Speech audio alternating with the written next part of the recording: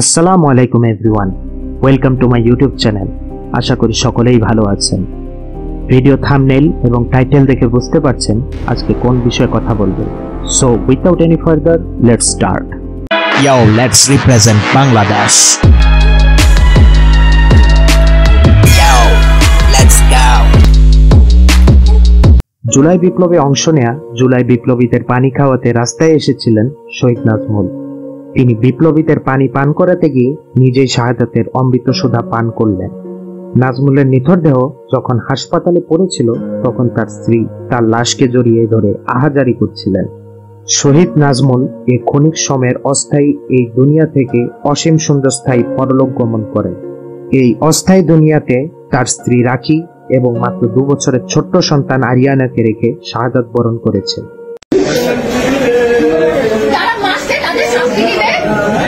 আমি আমার হাজবেন্ডের লাশ নিয়ে যাবো। আমার হাজবেন্ড বেরোতে 2 ঘন্টাও হয় নাই ভাই। 1 ঘন্টার মাথায় 1 ঘন্টা তাও সেখানে আসে যেখানে আসে।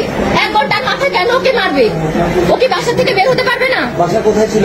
আমার বাসা রায়বাগ মোহাম্মদবাগ। রায়বাগ মোহাম্মদবাগ। উনি কোথায় গুলি করেছেন? না, একদম না, বের করবেন না। একদম সাংবাদিক বের করবেন না আপনারা। বের করার মতো নাই আপনাদের নাই। না ভাইয়া, একদম না। আসো। ঠিক আছে। ভাইয়া আমার 2 বছরের বাচ্চা, আমি কি জবাব দিব? 2 বছর মাত্র জন্মদিন টাইমেছে।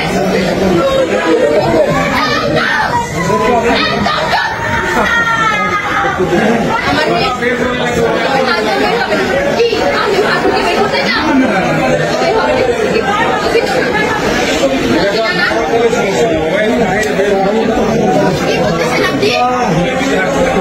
আপনার মেয়ে আছেন আমার বয়সে, আমার 22 বছর বয়স মাত্র। আমার জীবনের দাম কি? আমি বাকি জীবন কিভাবে কাটাবো? আমি কবে মারা যাবো তার তো কোনো ঠিক নাই। আমি এতগুলো বছর কিভাবে কাটাবো?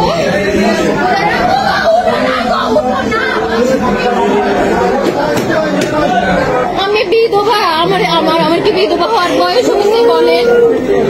আমার মাত্র 22 কিভাবে আমাদের সাথে তুমি রাত্রে ঘুমাইবা না? বলো না, নুজাইরানার ঘুমতে তুমি তোমার ফ্যাক্টরি বসে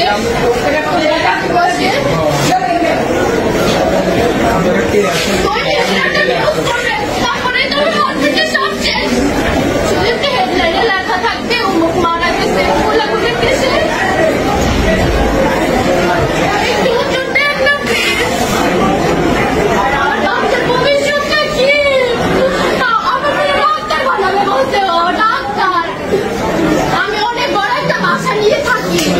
আমার বাসা থেকে বের হয়ে যেতে হবে, আমি ভাড়া থেকে দিব।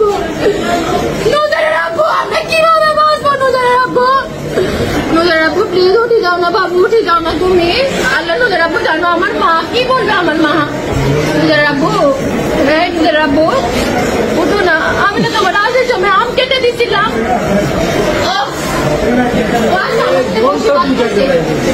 আল্লাহ, আমি মানি না আমার হাজবেন্ড মারা গেছে, আমি মানি না। ছাত্ররা কই? ছাত্ররা কই? কোথায় ছাত্ররা? আর প্রধানমন্ত্রী কই? উনি কখন মানবে বিচার? ওদের ইয়ে কখন মানবে? উনি কজন মারা গেলে? তুমি ছাড়া আমাদের কেউ নাই, বিশ্বাস করো।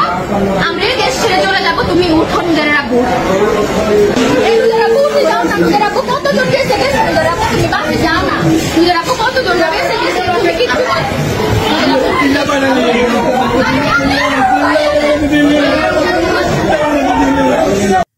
যখন কিছু দল সারা দেশে নির্বাচন জব করে সারা দেশে উচ্ছৃঙ্খল পরিস্থিতি তৈরি করছিল, তখন তারা জুলাই বিপ্লবে আহত এবং শহীদদের পাশে দাঁড়ায়নি। শুধু মিথ্যা আশ্বাস দিয়ে ও কিছু মিডিয়া ব্রিফিং দিয়ে তাদের আর কোনো খবর নেয়নি, তাদের পাশে দাঁড়ায়নি, তাদের দায়িত্ব নেয়নি। সবসময় খালি কি নির্বাচন নির্বাচন নির্বাচন, এই নির্বাচন ছাড়া আর কোন আমি কই এই দল। আমিও বিএনপি করতাম, না করার কিছু নাই, কিন্তু এখন পেজ দিয়ে আমার মন থেকে বিএনপি থেকে ঘৃণ হয়। শুধু প্রত্যেকটা দলের মধ্যে এখন ঘৃণ হয়। কিসের জন্য জানেন? এই 9 মাস 10 মাস ধরে আহতরা যে মেডিকেলে পড়ে আছে, চোখ হারায়, মাঝখানে শুনছিলেন হয়তো 2 চোখ হারায় তার বউ সাইডে চলে গেছে গা, এটা শুনছিলেন হয়তো। ট্রিটমেন্টের অভাবে, যাদের পুনর্বাসনের কোনো খবর নাই, সাতটাখানি করে দেখতে আসে নাই, কেউ বলে যায় আশ্বাস দেওয়া যায়, কিন্তু এখন যারা পলিটিক্স নিয়ে এখন পুরো ব্যস্ত হয়ে গেছে গা, কিভাবে পলিটিক্স করবে আর কিভাবে নির্বাচন করবে। আমাদের যদি মহিলাও যায়, এরাও মনে কোনো দলে মনে হয় না যে দেখতে যাবো কোনোদিনও।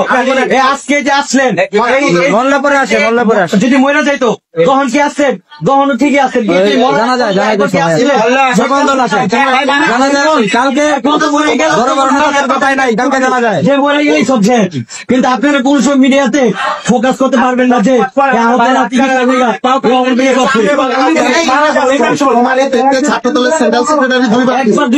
ওনাকে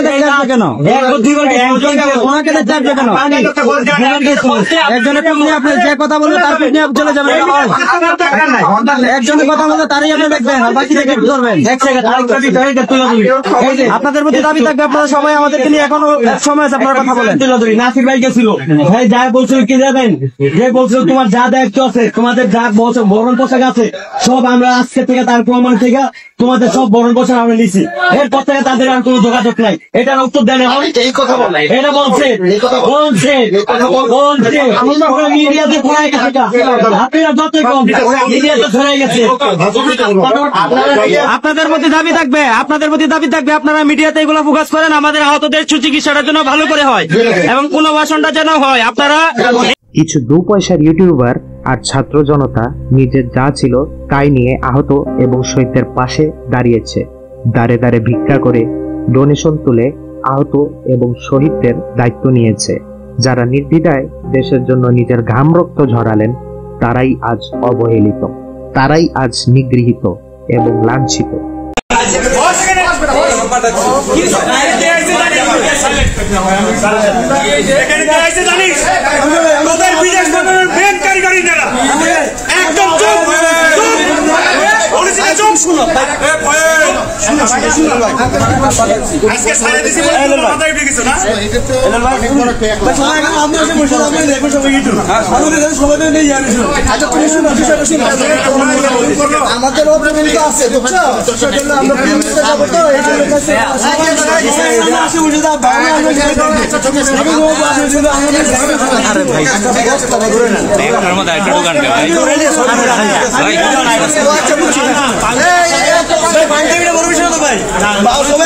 আমাদের আছে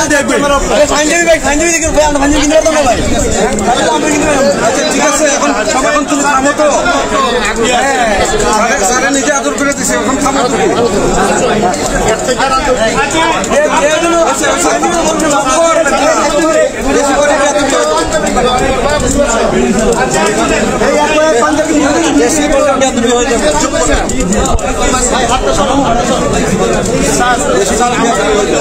নির্বাচন জব করা সাধু বাবাদের কাছে এত সব আত্মত্যাগ সম্পূর্ণই মূল্যহীন ও তুচ্ছ। আজব এক দেশ বাংলাদেশ, এদেশে সাহসী বীরেরা অবহেলায় হারিয়ে যায়, ঢাকা পড়ে যায় তাদের বীরত্ব গাথা। কিন্তু চাঁদাবাজ, ফাঁপবাজ এবং তেলাপোকার মতো খাটের তলায় লুকিয়ে থাকা চোরচোট্টাদের জয় জয়কার হয় সৃষ্টিকর্তা কর্তৃক অভিশপ্ত দেশের নাম বাংলাদেশ। আশা করি সকলেরই আমার ভিডিওটা ভালো লেগেছে। আমার ভিডিওটা যদি ভালো লেগে থাকে আমার ভিডিওতে লাইক, কমেন্ট এবং শেয়ার করুন। আর যারা আমার ইউটিউব চ্যানেল নতুন আছেন তারা আমার ইউটিউব চ্যানেলটি সাবস্ক্রাইব করে দিন। ধন্যবাদ সবাইকে, দেখা হচ্ছে নতুন ভিডিওতে। আজকের মতো এটুকুই, আসসালামু আলাইকুম।